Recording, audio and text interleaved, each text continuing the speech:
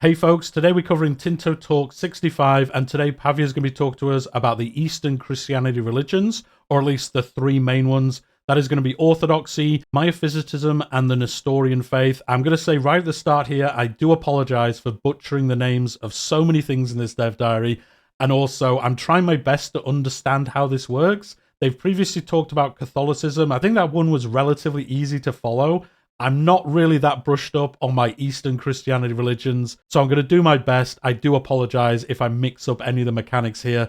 There is a lot of information here, but there isn't much kind of substance to like how it actually works, I guess. For somebody who doesn't follow these religions, it's kind of confusing to me sometimes. But anyway, I wanted to say that at the start. I'm going to do the best I can. So the first one is going to talk about is the Orthodox faith. This is an overview of this religion. You can see it as part of the Christianity religion group. It has max literacy plus 5%. They have stability investment cost minus 10%.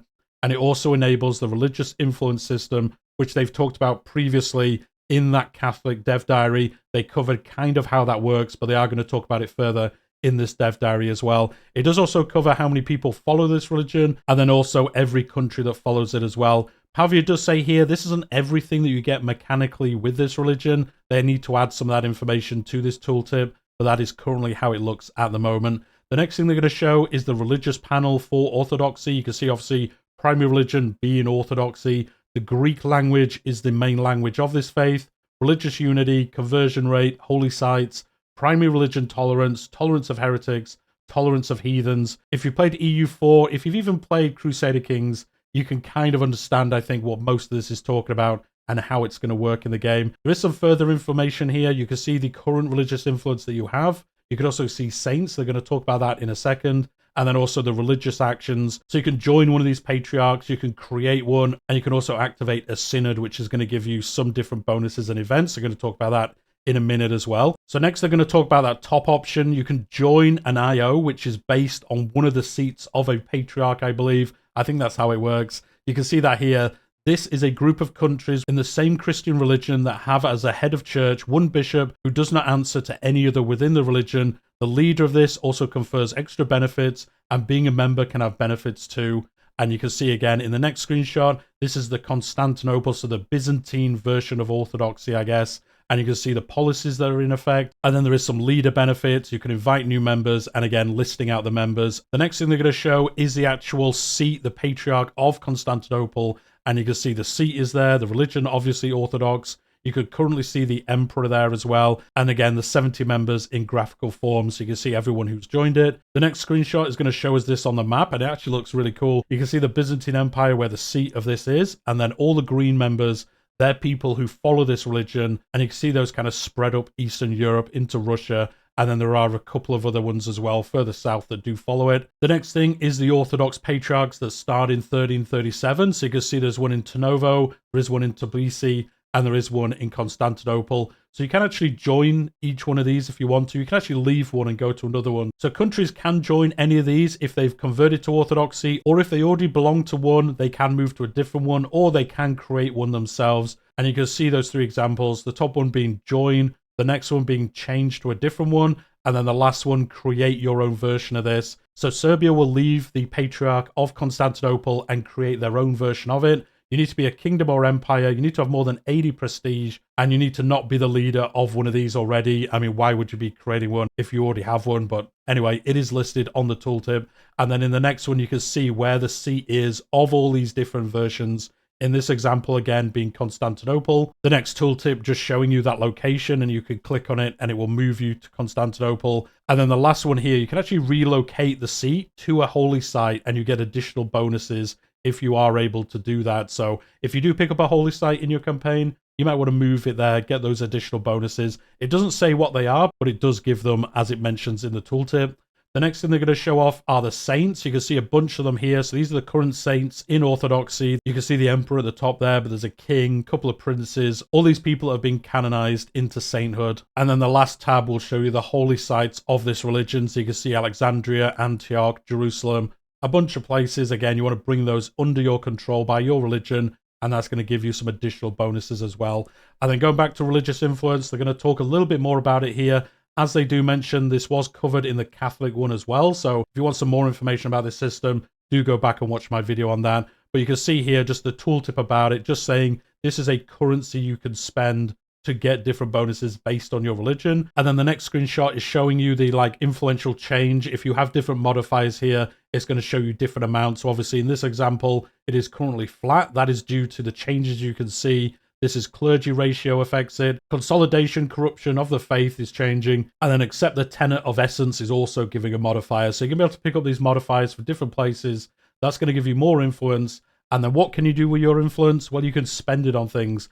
One of them being you can actually canonize a former ruler, making him a saint. You can see that here. Former emperor of the Byzantines, costs you 80 influence at the moment, and that is going to canonize him. In the next screenshot, you actually see the UI where you can see everyone that you can canonize.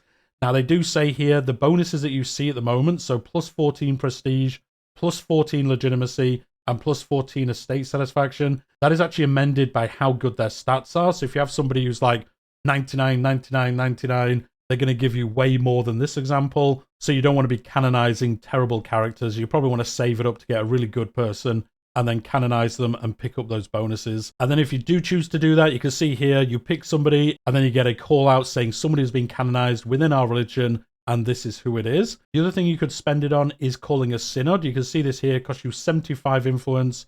You then get an event called the Synod of 1337. Obviously, if it's a different year, it will have a different number. But we've called together this synod to preserve our Orthodox traditions, and you can actually choose some different things to focus on. So you can see there's 5 examples here. The top example being we will discuss our internal affairs. And you can see once you choose that, this will activate a different event, Synod on State Affairs.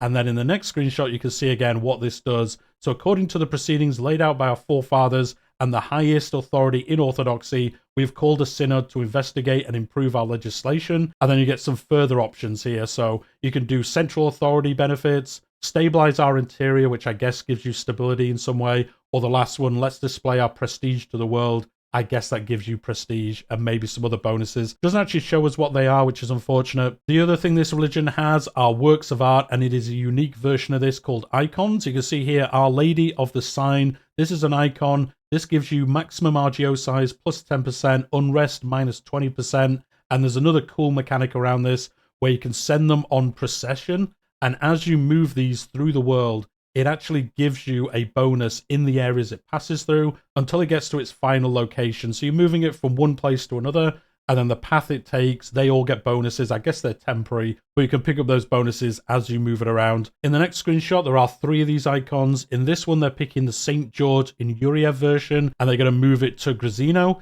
This is going to cost 10 influence, and again, you're going to get those benefits as you move it. But with that, that is the end of the look at Orthodoxy. There are 2 more religions to show, but that is the Orthodoxy version. Let me know what you think in the comments down below. As I said, I've done my best to try understand it. I think I've done quite well, but do let me know if I've got anything spectacularly wrong. But anyway, we're going to move on to the next one. This is Miaphysitism. I'm going to butcher that name all the way through, as I said. This is a religion that is part of the Christianity religion group, and this gives different bonuses, as we can see, compared to Orthodoxy. Maximum tax for the clergy, minus 50%. Monthly religious influence, 0.10. Tolerance to the true faith, plus 1. Tolerance of heretical beliefs, minus 1. Again, activates that religious influence system. There are currently 5 million people who follow this religion, and then the breakdown of which countries they are. The next thing they're going to show is similar to Orthodoxy. There are also mechanics around canonization and the seats of the patriarchs. With the ones being shown on the screen, the current ones at the start of the game for this religion, there are currently 5 of them. They do say here some of these are actually empty at the start due to Muslim countries owning those locations. So I guess you want to go off and try pick them up again if you are able to. Only Ethiopia remains part of the Alexandria seat, and the Armenian Patriarch is the only one containing more than 1 country. You can see that on the screen at the moment. There's Armenia, and then a couple of countries around it that are also part of this religion. An integral part of these religions are their tenets, and they are defined by a series of laws. So you can see again here, the tenets part of the UI, which they didn't show earlier. You can change the seat, you can relocate it, as we've seen earlier. But you can also revoke some laws, and the laws are shown next. So the nature, Christology, you could change these very similar to country laws, but these are focused on the religion side of things. And then they're going to show us the nature tenet, which is hard locked by IO law, and it depends on each religion, but they're going to show it here. So the active policy is dual nature. This will impact the maintenance of our monasteries.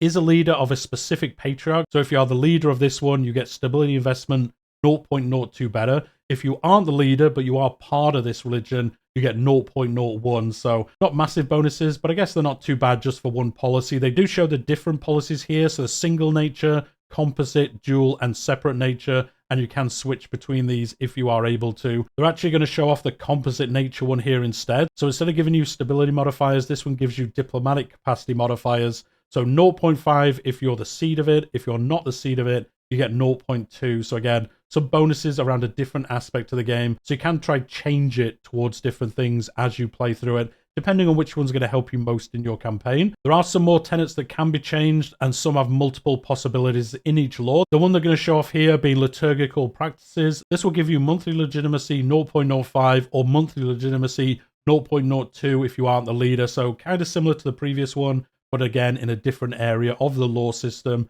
giving you different bonuses. And there are a few policies, as you can see, the Byzantine rights, local rights, or Catholic influence rights as well. And again, you can choose between those if you want to. That is the end of the quick look at that religion, though. Let me know what you think, what's good or bad. I guess, do you want religions having all these different like minor bonuses around other aspects? I guess it fits in with a time period, but I'm not too sure about having so many of them. We'll see once we actually get our hands on it and how it actually plays out in game. I don't think it's anything too crazy from EU4. It's been a while since I've played EU4. I think it is an improvement on that system, but I think if you've played that game, if you've played Crusader Kings, I don't think there's anything like too outlandish here on how these are going to work. The last one they're going to talk about is the Nestorian faith. They actually say no country starts with this at the start of the game, but nevertheless, the religion is still quite spread in some areas, and here is the overview of it. So again, the main panel here for the religion, it gives you, again, maximum tax for clergy estate minus 50%, monthly religious influence 0.10, stability investment minus 10, tolerance to true faith plus 1, enables that religious influence system as well.